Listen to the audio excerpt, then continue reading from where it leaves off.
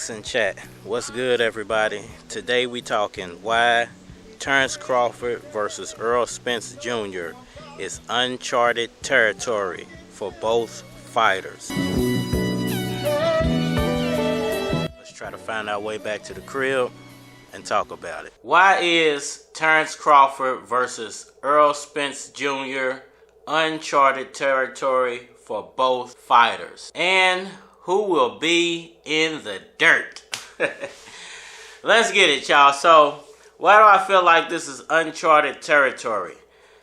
Neither one of these fighters have had a fight of this magnitude, a super fight. This is a real super fight. Now, it doesn't bring the dollar amounts of super fights of the past, like a De La Hoya Mayweather fight, a Pacquiao Mayweather fight, a Pacquiao Marquez. These fights were high dollar fights. The purses of the past were much bigger than the purses of today, even for some what I would call regular fights 10 years ago. But now you have a super fight like Errol Spence Jr. versus Terence Bud Crawford. The dollar amounts might be lower, but the competition levels are just as high. Both of these guys bring skill sets to the ring no other fighter has in their arsenal. One of these guys is going to walk away from this fight not the same ever again, to say the least. Not only are their fan bases most likely going to turn on them if they lose, but the boxing world in general and at large will look at that fighter different, because this is the generation of old. Nowadays, if you have a loss on your record, you're not looked at as the top tier fighter. I don't know why it is this way.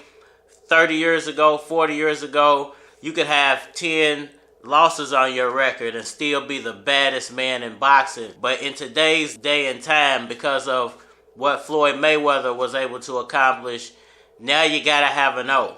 So after this fight, one of these guys is not going to be the same fighter. That's why I think this is uncharted territory. Neither one of these guys have ever had stakes this high in their career. Not only that, they've never faced a competition level this good.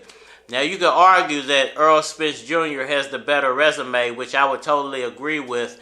I think him fighting Ugas, him fighting Porter as a champion, him fighting Kell Brook as a champion, him being a solid fighter before he won titles, knocking guys out. You can lay your hat on his resume. Does Errol Spence Jr. have to knock Bud Crawford out twice?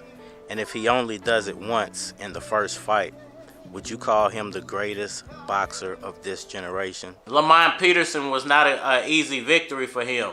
That was a good fight, and Errol Spence picked him apart. So I think Errol Spence Jr. has the better resume, but Bud Crawford also has a great resume down at the lower weight classes.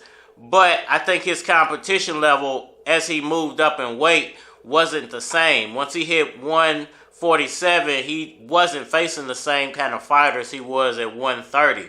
Not only were those lighter fighters, and maybe he was just already naturally too big for them, but his competition level that Bob Arum put in front of him from Top Rank just wasn't the quality that Errol Spence was facing at that time.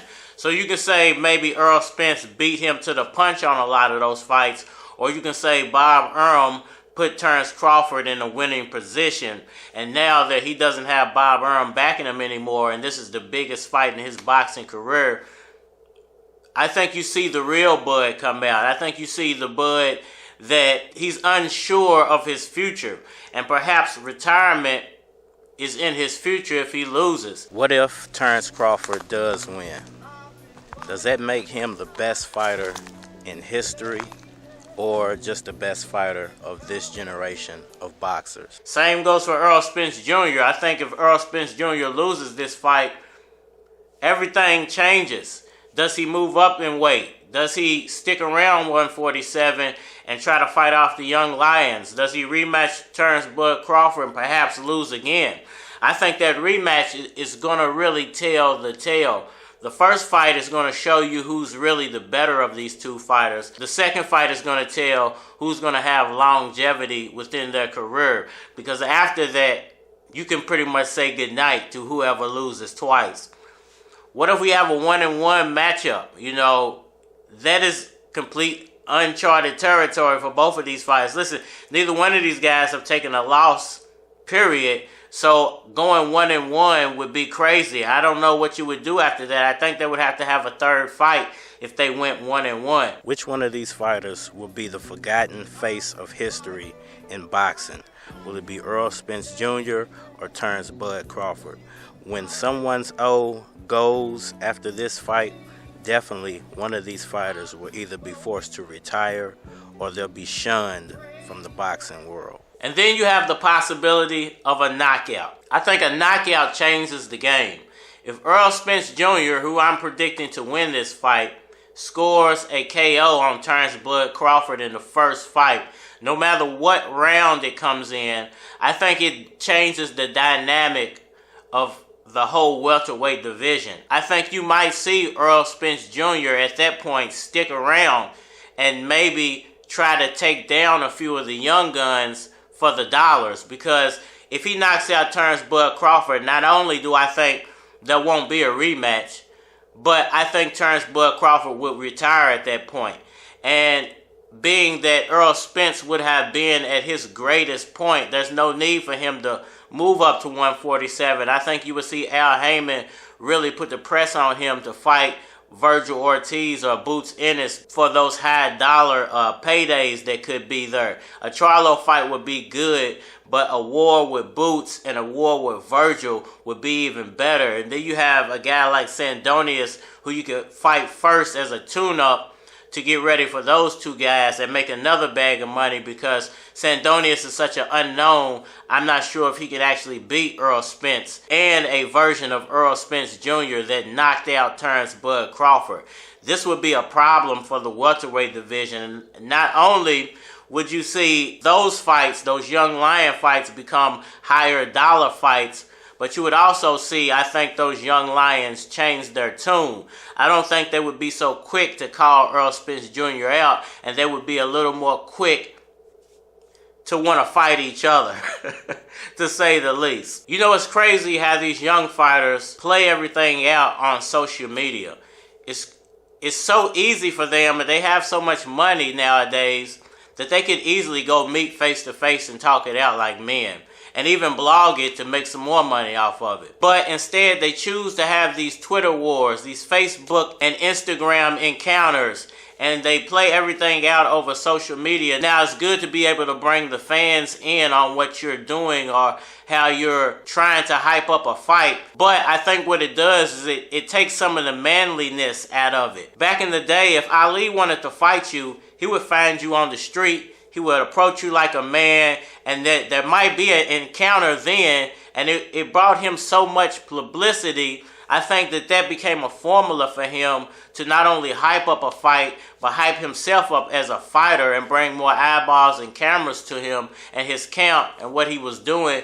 And it hyped his brand up to such a worldwide, global phenomenon that I think that's what we need more of out of today's fighters, is that willingness to encounter your opponent before the fight and do it live. Do it like they used to do. Make yourself look more like a man that you say you are and that you prove that you are when you get in that boxing ring. Terence Crawford. Errol Spence Jr. Came back and was like, look, man, I ain't got to lie to you, and basically, you're going to be real hurt when I put your guys D in the dirt. Talking about Terence Crawford. It's your boy Cardinal Red, or Cardinal Bud Crawford, or E.S. Red, if that's what you want to call me. Holler at me on all social media platforms, Facebook, Instagram, YouTube, but you're more than likely to get a response on the two, so holler at me over there if you want a response. And we are... I ain't even gotta do too much talking, cause I know what's gonna happen come Saturday. Yeah. Is you ready for me? Is you ready for me? Is you ready for me? Is you ready for me?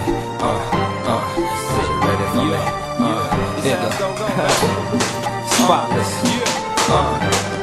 Check it. Is you ready for me?